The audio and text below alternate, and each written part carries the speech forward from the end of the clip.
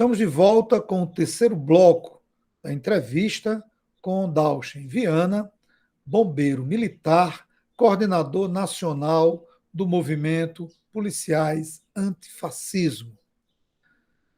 Antes da pergunta, eu quero pedir a você mais uma vez, se inscreva no nosso canal, dê um like, acione o sino e receba semanalmente a nossa programação. Dalchen, diante do quadro que vivemos, o inimigo a ser combatido é preto, pobre, favelado e comunista? Infelizmente, esse é um inimigo que foi colocado numa lógica militarista. A gente tem que entender por que a maior polícia do Brasil, que é a Polícia Militar, ela é militar. Veja, é a maior polícia que faz o serviço ostensivo, que está patrulhando a população, está vigiando a população, ela é militarizada. Então, a gente sai de 88, mas 88 não saiu das polícias, né? Aliás, de 64, em tese, em 88, com a Constituição Cidadã, as instituições policiais elas não são democratizadas. Resquício disso é a Polícia Militar. Quando a gente fala em desmilitarizar, e aí é importante deixar claro, não acabar com as polícias, né? Porque quando a esquerda fala acabar com a polícia, simplesmente o trabalhador ele vive um dilema, que ele vai acabar o meu trabalho. Imagine se eu chego para o professor Lemuel e digo assim, eu quero que a universidade acabe. Ele tem que ficar sem emprego. É o desespero. Quem é que vai concordar com isso? Não tem como concordar. Ele não vai concordar. Mas se você disser, não, eu exijo que a universidade tenha melhores condições, melhor ensino, seja uma instituição melhor, aí ele apoia. Mas se você diz, eu quero um fim, não tem como alguém dialogar com alguém desse jeito. Então, quando a gente coloca essa lógica do inimigo, e principalmente com a questão da guerra às drogas, como eu já falei, aí sim, o inimigo passa a ser o preto, pobre e favelado, automaticamente. A sociedade legitima essa ação policial, quando ela diz, estigmatiza, diz, o cara quando é traficante é isso mesmo, é favelado, é preto, pobre, o que eu posso fazer? Se ele é quem está fazendo isso. Então, a questão das guerras às drogas tem como pano de fundo um pretexto para isso, para manter sempre o preto, pobre, favelado, né, no foco. Então, as instituições, elas não foram democratizadas, vivem numa lógica militarizada e o inimigo da polícia é sim esse. Embora o trabalhador da segurança pública não entenda, para ele é simplesmente uma constatação. Rapaz, a maioria das pessoas que eu prendo são preto, pobre, favelado, mas eu posso fazer o quê? Mas ele não consegue entender que a lógica social foi feita para que essas pessoas sejam aprisionadas e as outras pessoas brancas, elitizadas, elas fiquem soltas. E é isso. Aquilo que você falou no primeiro bloco, de que é preciso mudar a formação do agente de segurança, seria um passo para mudar essa concepção que muitos colegas agentes de segurança têm quando prende um preto, um pobre, um favelado e diz: não, mas isso é uma constatação. Se ele tivesse uma formação diferente da que tem, ele perceberia claramente o porquê que as estatísticas apontam para que o trabalhador negro, a trabalhadora negra, o favelado, a favelada, estejam entre aqueles e aquelas que mais são vítimas ou que se envolvem em atos ligados à criminalidade. Então, é essa formação que você está colocando que é preciso que os agentes de segurança, que a sociedade precisa ter em mente. Né? Está faltando, em seu princípio, uma formação dos agentes de segurança. Dalchen, o policial antifascista ou o policial antifascismo também é visto como inimigo pelo Estado? Ou seja, ele é um comunista? Sim, a partir do momento que o policial ele renuncia essa identidade heróica, né? Eu sou um herói. E quando ele diz, eu já ouvi de gente de governos anteriores, dizer como é que vocês, quando eu era presidente da associação e estava junto com o Fórum dos Servidores, né, dialogando com os outros sindicatos, e a gente dizia, se a gente quer ser reconhecido como trabalhador.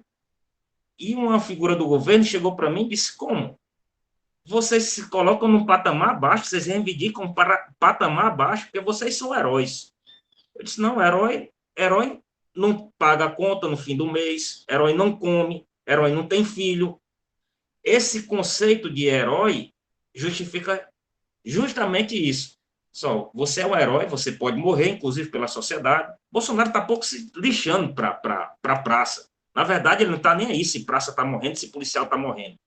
Né? Ele faz aquele joguinho de cena, mas ele não está nem aí. Bolsonaro está morando lá no Vivendas, inclusive, onde teve a maior apreensão de fuzis, né?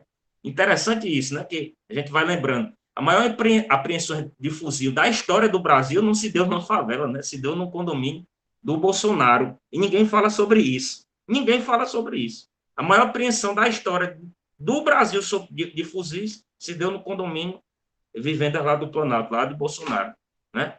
Então, quando a gente se coloca na condição de trabalhador, fatalmente a gente vira alvo. Eu já fui ameaçado de morte várias vezes. Várias vezes eu fui ameaçado de morte. Várias e várias vezes. Já disseram uma vez que eu estava mediando um conflito entre trabalhadores da polícia e outros trabalhadores que estavam se manifestando, que eu joguei pedra na polícia, quando na verdade eu estava mediando. Teve que um coronel chegar e dizer, rapaz, se não fosse ele, tinha acontecido algo pior. Mas isso aí, fake news, eu recebi muita ameaça. E vivo em constante ameaça. Meus colegas também. Tanto ameaça dentro do trabalho, de ser transferido, de ser punido. Só eu respondi 4 inquéritos policiais militares, né, PADs, pela minha atuação, principalmente enquanto, vamos dizer, presidente de associação, né? E outros colegas respondem por ter falado alguma coisa, né, por ter se manifestado. Porque o policial no Brasil, hoje, ele pode se manifestar de modo fascista. Ele só não pode se manifestar antifascista. Fascista ele pode dizer todo dia. Ele pode dizer todo dia que quer matar preto, que é assim mesmo. Ele pode colocar na rede social dele. Eu sei de vários, né? Mas se ele disser, não, eu sou a favor da democratização, eu sou a favor, aliás, da democracia, eu sou a favor da ressocialização, eu sou a favor da igualdade social, da distribuição de renda, aí ele, opa, eu sou contra esse tipo de instituição que a gente tem. Aí pronto, aí você já vai responder. Então, a gente vira alvo. Quando a gente se reconhece como trabalhador e se colocar ao lado do povo, a gente vira alvo como o povo é. Então, a lógica militarista, ela quer que você seja totalmente diferente da categoria de trabalhadores. E o policial passa a acreditar nisso. É por isso que ele não se reconhece no favelado. O cara sai da favela, faz um concurso preto igual o outro e ele não se reconhece, porque ele recebe um banho de militarismo, ele recebe um banho de despersonificação. E quando a gente retorna à consciência e diz assim, eu não quero isso para mim, aí a gente passa a ser alvo também. Chocante a sua fala, Daucher. Irrealista. Quer dizer que a polícia persegue o policial que é antifascismo. Exatamente. Por incrível que pareça, as polícias no Brasil perseguem. Eu já respondi um processo, colega Figueiredo, né? Finado Figueiredo, uma grande liderança do movimento, um dos fundadores do movimento, respondeu o processo também. E eu vejo absurdos na internet. De gente dizendo, é para atirar na cabeça, é para... E um policial, em tese, pelo estatuto, pelo nosso RDPM, não poderia estar fazendo isso. Principalmente em rede social, né? Já vi gente ameaçando de morte a governadora do estado. Dá em nada. Agora, se eu for falar qualquer coisa aqui, o mundo desaba, eu vou responder procedimento, isso é no estado todo. Agora, lá no Espírito Santo, um colega está respondendo procedimento, né? Rio Grande do Sul também teve, no Ceará também teve, no Rio de Janeiro também teve perseguição. Então, quase todos os estados do Brasil, os policiais antifascistas são perseguidos por quererem uma polícia próxima do trabalhador, né? Longe das elites e aproximada dos trabalhadores, né? Entendendo que a questão de segurança pública, né? A questão de direitos, né? De direitos, ela se dá principalmente com direitos sociais, né? De segurança, não só em segurança pública, mas, por exemplo, em segurança alimentar. O conceito de segurança é muito mais amplo do que simplesmente eu botar uma arma na cintura e policiar e caçar, como eu vejo meus colegas falar. Eu vou caçar, né? Há uma lógica para que o policial militar no Brasil, né, a maior polícia do Brasil, saia sem eira nem beira, a esmo, para as ruas do Brasil, simplesmente caçar. E onde é que ela caça? Na periferia. Ela não vai caçar no Alphaville, com todas as ressalvas, não estou falando nada sobre o condomínio. Ela não vai caçar na Zona Sul. Quando eu vejo um policial muito valente, por exemplo, que vai ali no Japão, que vai ali no Mosquito, que vai ali na periferia e diz, eu faço e acontece. Não, meu irmão, beleza. Eu queria mesmo, se você fosse valente, se você fosse na Zona Sul fazer isso. Chutar uma porta na Zona Sul. Aí eu ia dizer, você realmente é corajoso, mas aí você só foi covarde mesmo. A gente não pode confundir coragem com covardia. E a polícia no Brasil é covarde. Infelizmente. A instituição, né? Não os trabalhadores, mas a instituição é covarde. É. Estamos chegando ao final dessa impressionante e esclarecedora entrevista com o Dalchen Viana. E eu abro aqui para o Dalchen fazer as suas considerações finais. Eu queria só, Leman, colocar que segurança pública tem que passar a ser um tema, e aí eu parabenizo o seu canal por isso, tem que ser um tema da sociedade. Ela tem que ser discutida em boteco, na esquina, a dona de casa, né? Segurança pública não é um conceito de polícia. As instituições não sabem lidar com política de segurança pública.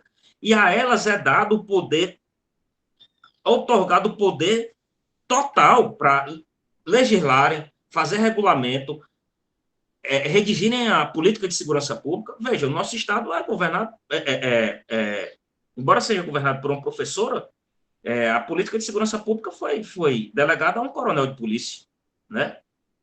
Porque, por muitas vezes, por exemplo, um professor de história, por exemplo, como Ricardo Balestrieri, não pode ser um secretário estadual, né? Não estou falando do caso aqui, mas isso se repete no Brasil todo.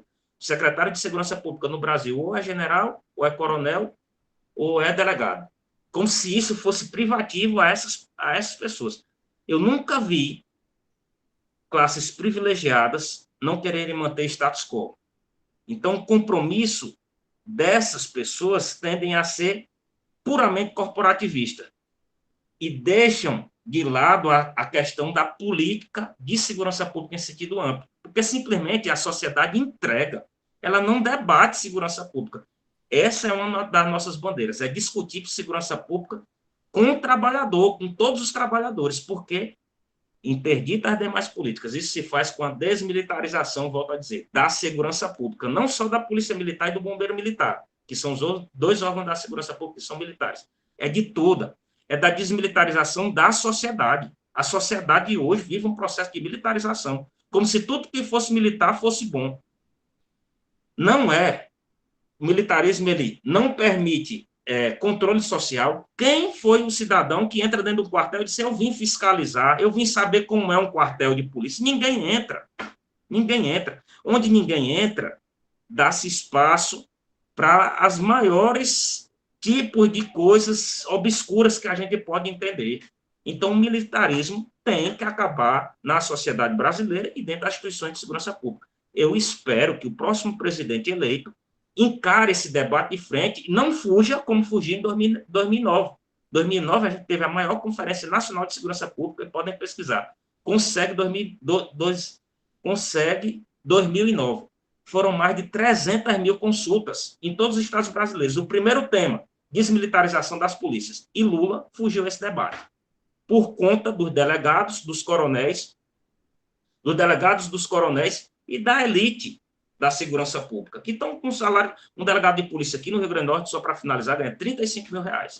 Então, a gente começa a entender por que as coisas não mudam, não pelo salário dele, mas, óbvio, se está muito bom para mim, eu tendo a ser guardião do conservadorismo. É por isso que nada muda na segurança pública.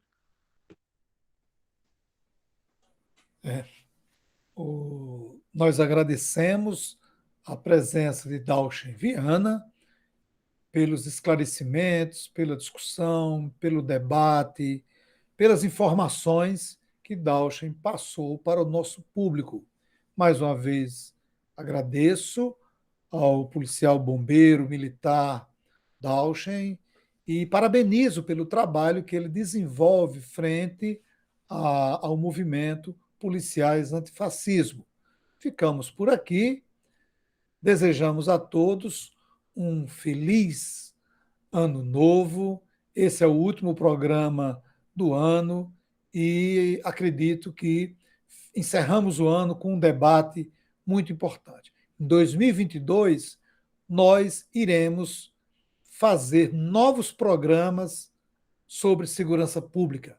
Já é uma sugestão que o Dalchen está colocando aí e nós assumimos esse compromisso. Iremos fazer mais programas para discutir a segurança pública, não só no nosso estado, mas no nosso país.